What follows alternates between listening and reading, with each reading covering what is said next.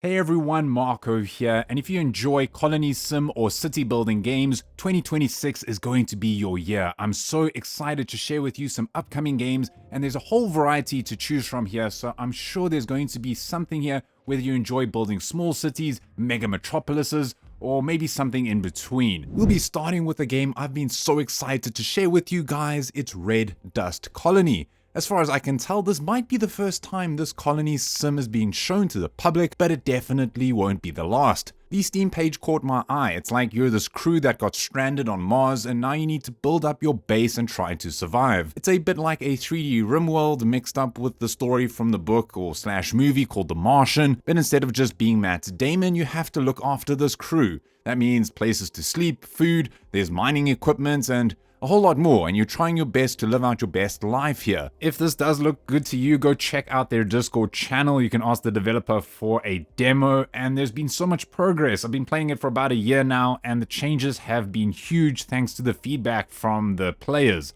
And to me, like, if anyone at Hooded Horse is watching, keep an eye out on this game. There's so much promise to it that I'm very excited to share this with you guys. We might see a PC release hopefully sometime this year, but if more people start testing it and giving their feedback, well, it might come a bit sooner. So Red Dust Colony is definitely one to add to your wishlist today, or maybe jump on their Discord to try out their demo. And from Mars to Metropolis, if you want more of a pure city builder that's going to be a potential rival to City Skylines, then up next is Citystate Metropolis. This isn't the first game from the solo dev though. He's got two other similar titles, Citystate 1 and 2. They did okay, but he really seems to be ramping it up this time around. First up, this game just looks incredible. Blew my mind. Yes, I know looks can be deceiving, but it's still good to see as city builders have been a little bit starved lately for good content. In the game, you'll be able to create your own city at your own pace, whether you want a chilled out little village or a modern day futuristic town. It's going to be coming with procedurally generated terrain and buildings, as well as gridless zoning to help it feel more organic and natural. Then you get to customize all those structures from the height to the colors. There's a lot of customization going on, so yeah, tweakers, you're going to love this. Plus, something I'm really curious about is the way the dev is handling the way the people behave, where apparently it's going to mimic real-world behavior like urban decay and gentrification, and as well as these other socio-economic factors. So not only is it looking good, the gameplay is looking very interesting too. Set for release early this year for PC, Citystate Metropolis is looking very promising and might be ideal for those that were unhappy with City Skylines 2, so check it out today if this looks good to you. Then keeping up with the modern city vibe, calling all the traffic engineers out there because up next is Junxions, spelt with an X because it's so extreme. Like if you've ever been stuck at a traffic light or robot as South Africans like to call them, wondering why there's so much traffic going on and you think you can do a better job, now's your chance. Published by Hooded Horse, where in this game you need to carefully plan and build out complex roads, railways, even walkways. Like, if that doesn't get you excited, I don't know what will. All jokes aside though, this game is for a certain few. Those players who love City Skylines that can spend hours just messing with the roads and being like, yeah, that is a sexy intersection right there. This is the game for you. This game basically just takes that road management from City Skylines, which, let's be honest, can be some of the most rewarding aspects when you get it right. When you get it right. It's going to be featuring multiple game modes depending on what type of challenge you're after, but the one I'm most looking forward to is rebuilding roads from real-world cities. Like if you've ever wanted to see what your own city would look like without any roads for cars, this might be the game for you. Plus, it's going to be built for the modding community, from custom maps to real-world vehicles. Like imagine just trying to fix traffic that's filled up with BMW drivers. So I know, to some this might look like an engineering school that is secretly trying to recruit you, but for those who love a good challenge, well then Junxions is coming up sometime this year and definitely worth adding to your wishlist today. And then for anyone who knows the name Peter Molyneux, will then sit closer on your chair as Masters of Albion is coming with his own creative flair. And that's because he was the creative mind behind games like Black and White, Fable, and even Dungeon Keeper. And I love those games, especially Black and White. Man, that was cool. So now he's back, bringing us a new god game where you get to build by day and fight by night. During daylight, you'll be managing the town of Oak Ridge, customizing everything from your citizens' clothes all the way to the specific ingredients in their food. But when the sun goes down, the simulation shifts into a high-stakes struggle against werewolves and zombies. Here you'll be using your divine hand to influence the world or possess any character to switch into a third-person action mode. It looks so cool. Molyneux is calling this his redemption title, aiming to finally deliver on the massive promises of his past classics. This seems all very interesting, and while we might never get Black and White 3, this game is looking like Black and White meets Fable, and I'm all for it. Masters of Albion is set for a release sometime in April this year, and this to me was an instant wishlist, and if you're starved for a quality god game, well then you definitely need to do the same. But now it's time to pay some bills thanks to today's sponsor of this video, FlexiSpot, who have sent me probably one of the coolest pieces of technology I've ever seen before. A standing desk. I've always wanted to get one of these, as my sitting position for 8 to 12 hours a day could best be described as a shrimp desperately trying to grip onto a cocktail glass or maybe a small letter C. Now this is not just any standing desk, it's part of their E7 premium standing desk range. And I gotta say, I am really enjoying it, and so is my back. I can move it up and down in seconds, it's quiet, it's effortless, it's got programmable height settings, and it's just so easy to use. It can take up to 355 pounds, so that includes even me just sitting on it for some unknown reason. And because of those solid square legs, here you can see when it moves up and down, it's all really stable. The stability of this table really impressed me. Nothing wobbles, everything stays in place. I even put a coin when it moves up, and you can see it doesn't move a millimeter. It goes from 22.8 to 48.4 inches, so quite an adjustable range. Even for me, I'm almost 2 meters tall or 6'4", so it can handle pretty much any height. If you'd like to learn more, check out the link in the comments section for more details, as well as use my unique code to get a discount. But back to the games. So now let's get aquatic with a colony sim that I'm very much looking forward to. It's All Will Fall. I played the demo a while back and was instantly hooked with its gameplay.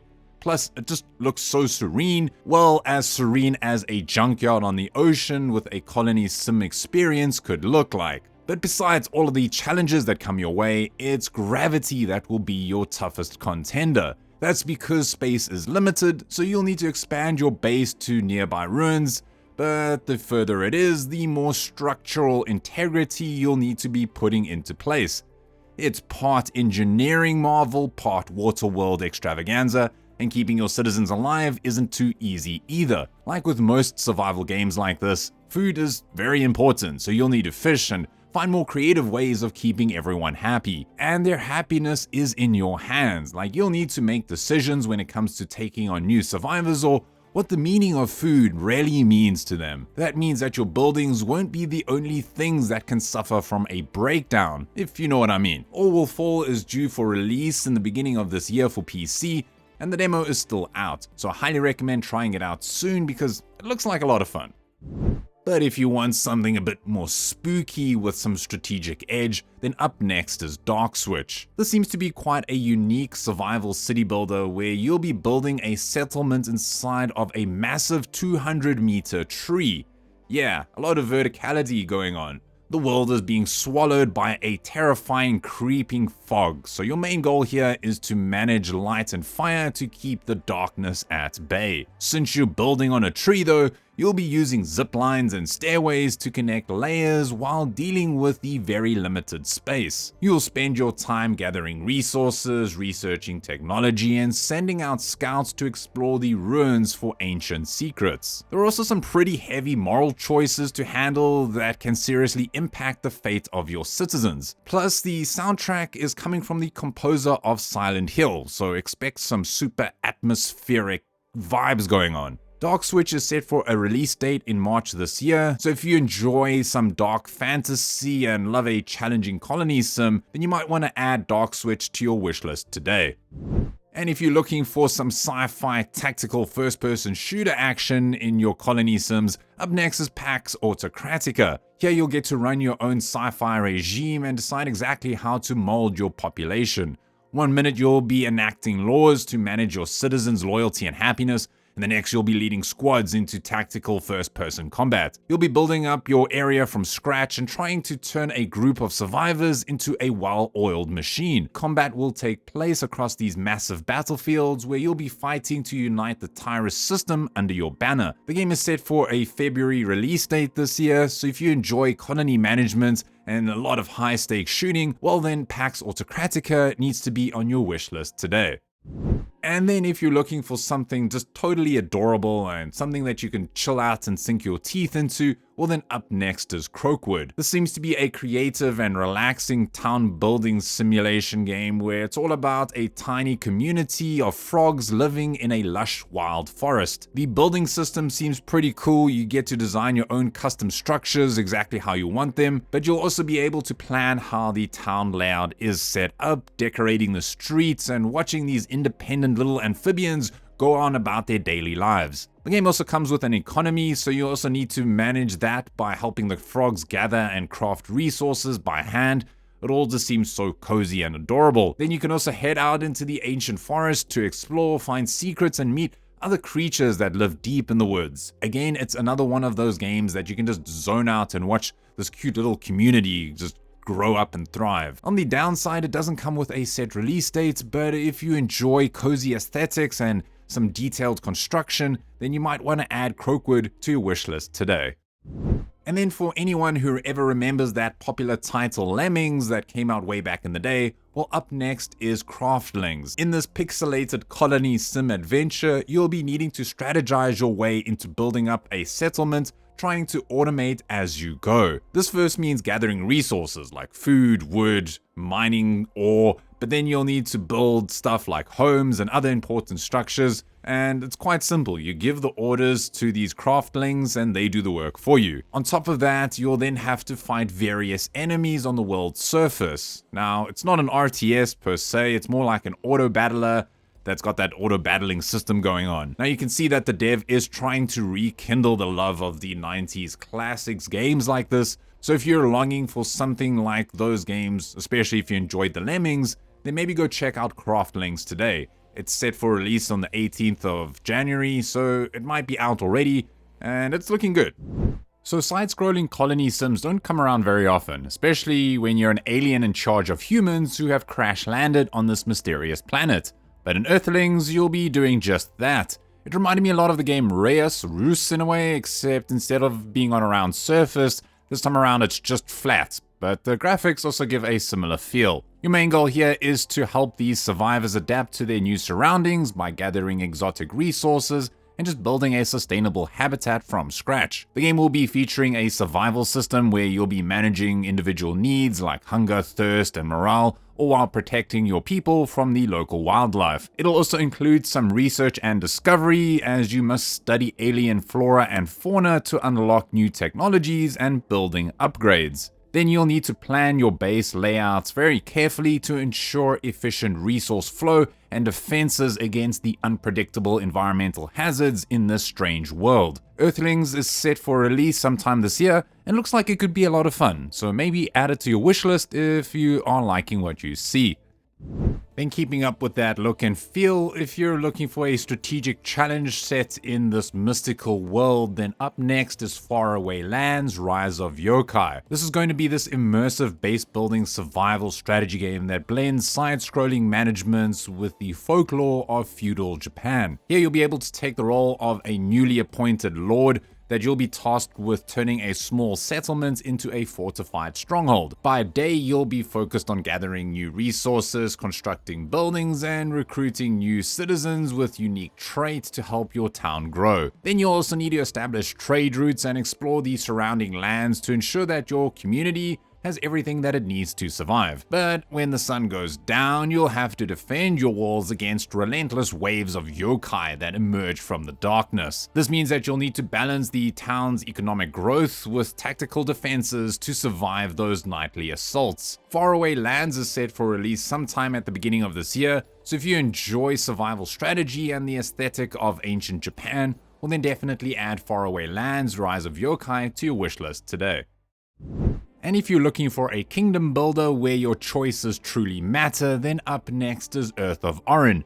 This is going to be a medieval strategy and sim game that focuses on the long-term consequences of how you rule. So instead of just focusing on rapid expansion, here you'll have to prioritize the stability of your society and the trust of your people. In the game, you'll be managing production chains and adapting to environmental constraints, all while planning out settlements across various terrains. I'm really loving the art style. It's got that low poly aesthetic. It's going to come with real-time battles, as well as a dynamic building system that lets you customize everything from the castles to your watermills. Earth of Oryn is set for release in January this year, so if you enjoy city builders and medieval management, then you definitely want to add it to your wishlist today. And then up next, if you want to get on the move with your city building game, up next is Steel Artery. This is a steampunk fantasy management game where you're appointed as the mayor of a legendary city that lives entirely on this massive branching railway system.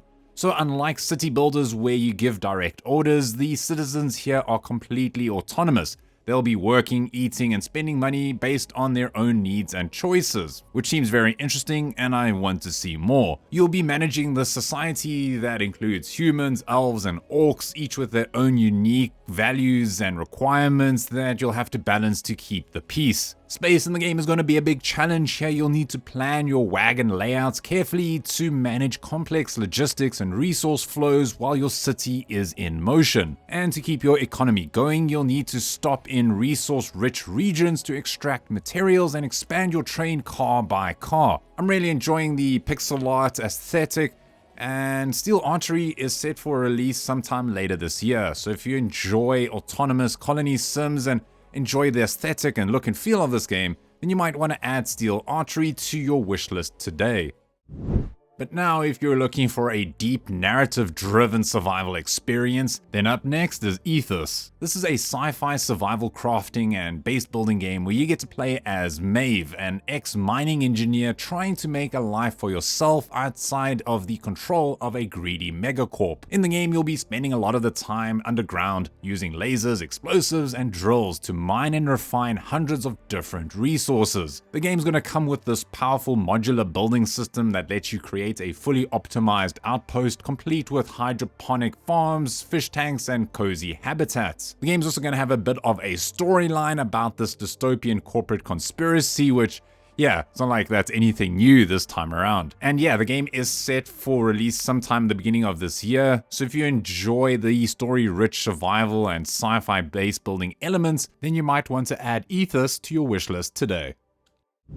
But if you're looking for a nautical twist on the survival genre, then up next is Oceaneers. This is going to be a survival crafting colony sim set in a flooded world of unstable floating islands. You're going to be in charge of a group of survivors where your main job is to expand your island home by literally hauling other floating islands back to your base using float tech, which sounds very interesting. But you will have to manage everyone's needs like food, water, even waste disposal, all while defending against threats like raft-wrecking sharks and food-stealing seagulls. One of the coolest features though is that you can design custom rafts to send out your survivors on expeditions to discover new biomes, blueprints, or mysterious corporate bunkers. The game will also feature a research tree that allow you to go from primitive contraptions to high-tech machinery as you uncover the secrets of the old world. Oceaneers has a release date in the second quarter of the year, so if you enjoy colony management and oceanic exploration, then you might want to add Oceaneers to your wishlist today.